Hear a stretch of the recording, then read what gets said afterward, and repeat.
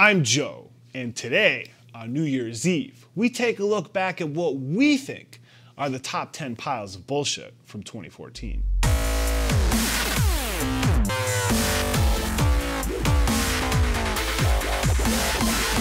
That's right, we're going to count down the top 10 turds from this year. And coming in at number 10, the dreaded polar vortex. It's bullshit.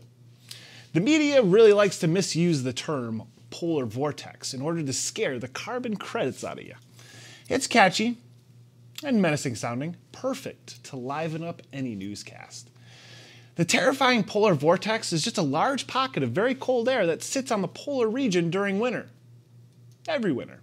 Sometimes a low pressure system moves that cold pocket deeper south, creating cooler temperatures as far south as Florida. It's not new. It's normal. Just the bullshit name is new in a bombastic media scare tactic to get you to think about climate change. Coming in at number 9 is the taxpayer-subsidized General Motors Corporation. They had a pretty shitty year.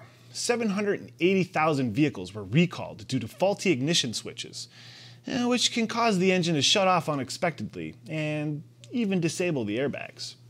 6 people have died because of this malfunction.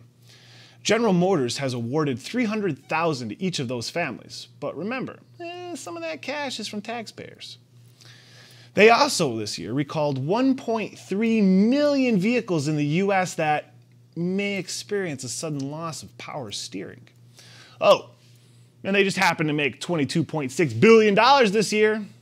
Taxpayers happen to lose $10.6 billion. This number makes them one of the most profitable companies in the world. How you feeling about that GM bailout now? Coming in at number 8 is my favorite politician, Rick Perry. Yay, Rick. You see, he made a pretty big deal over District Attorney Rosemary Lemberg, who was arrested for driving while intoxicated. Yeah, that's pretty fucked up, especially for someone as the head of the Public Integrity Unit. But she did serve her time. Rick Perry threatened to veto $7.5 million in funding for her unit if Lemberg refused to resign from her post. Then he had to go and get his ass indicted on 2 felony charges. But wait for it. Turns out Perry's overreaction was actually because Lemberg had been investigating Perry in a cancer research scandal. Yeah, with the likes of the world's #1 asshole, Lance Armstrong, helping Perry. They were handing out grants like candy. Lance fucking Armstrong. Now, lucky number 7 of 2014 is the bullshit midterm elections. This year, we saw more voter suppression tactics than ever before, and a shit ton more money dumped into the elections by billionaires, thanks to Citizens United. All for one of the lowest voter turnouts ever. There were 128 million eligible voters. Only 18 million showed up to vote. Now, halfway through with number 6 is the efforts to suppress the sales of Tesla Motors. We covered this at episode 15 and is one of our most watched shows. This is an outright government conspiracy to suppress innovation and support a government-mandated monopoly.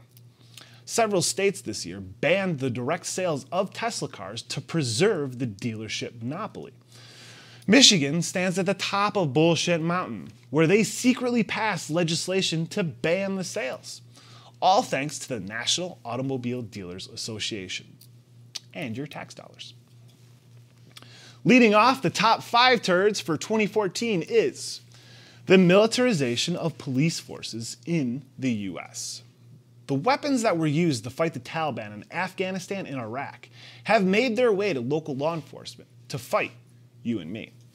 In June, the ACLU released their War Comes Home report, concluding that militarization unfairly impacts people of color and undermines individual liberties. It's like the scariest game of dress-up. But when you dress up like a soldier, you're going to want to play at being a soldier. And you point your loaded assault rifle at unarmed citizens, that's just wrong. Coming in at number 4 is, wait for it, Ebola. Thanks to 24-hour media, where news is entertaining doom porn, everyone was collectively losing their shit about the deadly Ebola. The hysteria was so bad, people were getting arrested for making jokes about it. Seriously, fucking arrested. Then, suddenly, not much new happened, and it completely vanished from the news. We told you not to worry too much about it in episode 12, but some people, they just gotta have their doom porn. And now, we're down to the top 3. And number 3 is the fucked up report on CIA torture. America, the country famous for believing it has the moral high ground, was caught with its pants down around its ankles this year when the Senate Select Committee on Intelligence disclosed details about the CIA torture practices, and it ain't pretty. The tactics were pretty fucking brutal, with minimal oversight. The CIA, in fact, actively resisted oversight, restricted access to information, and provided false information on both the tactics being used and the information gained. The worst part is, everyone's favorite Sith Lord, Dick Cheney, went on TV saying he would do it all over again, even though innocent people, 26 to be exact, have died in the torture facilities. Here's a fun fact. We executed Japanese officers after World War II for war crimes that included waterboarding. Yep, that was us back then. Proving that the US really has no fucking clue what the moral high ground is, we got number 2. The VA hospital scandal. Eric Shinsinski, then the head of the Department of Veterans Affairs, performed an internal audit after a shit ton of complaints reached epic levels. He found questionable scheduling practices and a systemic lack of integrity. And then he resigned. The situation can be fixed, he said. Just not by him, because he doesn't want to be the distraction. Yeah, criminals tend to distract people. 40 veterans have died at the Phoenix Veterans Hospital due to secret waiting lists, and the Veterans Administration has acknowledged an additional 23 deaths nationwide due to delayed health care. 63 deaths of American veterans known to have been caused by purposely delaying care. Are you fucking kidding me? And thousands of veterans waiting to see a doctor were never scheduled an appointment in just one hospital. This practice is system-wide. All because healthcare workers were more focused on the appearance of good numbers. Fucking criminals. So now, after all that bullshit, what could possibly top those 9 steaming turds? Well, it's the rise of stupid in media, education, and especially politics. It's almost as it's fashionable, like stupid is the new black. But it's not just stupidity. Anti-intellectualism is actually a thing here in America. It started strong with politicians and pundits using the polar vortex as an ignorant way to disprove global warming. Congressman Lamar Smith pulled studies from the National Science Foundation that he believed were not in the public interest, setting the precedent that research projects are only worthwhile if they serve the national interest from his anti-science point of view, of course. In Texas, anti-science advocates want to give teachers more input on what goes into the textbooks. Like, evolution is just a theory, and climate change debate is happening among climate scientists. On evolution, an Ohio school system is fighting to add creationism to the curriculum to show the debate over evolution. This is bullshit. Evolution is a demonstrable scientific fact. On climate scientists, 97% of climate scientists agree that human activity is a primary cause of global warming. There's really no debate there.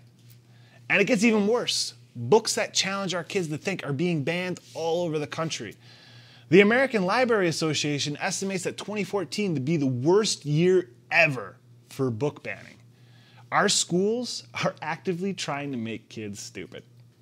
In politics, fashionably stupid idiots are invading Congress. James Inhofe honestly believes that global warming is a hoax orchestrated by Barbara Streisand.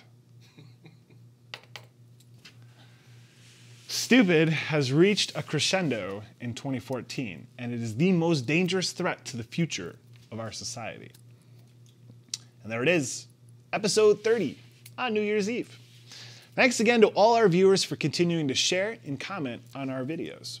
For last week's Double Standard episode, Dimes wrote, "Finally, some good episode. The whole detox and gluten-free stuff was next level boring." Yeah, but it's still bullshit. Miss Lisa Marie Fillinger wrote, "This is an absolutely great video and so true. The cops get away with murder. No pun intended." And One Night Mike wrote, "I think this show could be more successful with a better host. No offense, but the host isn't very interesting to listen to." Oh shit, dude. If not me, then who? If not now, then when?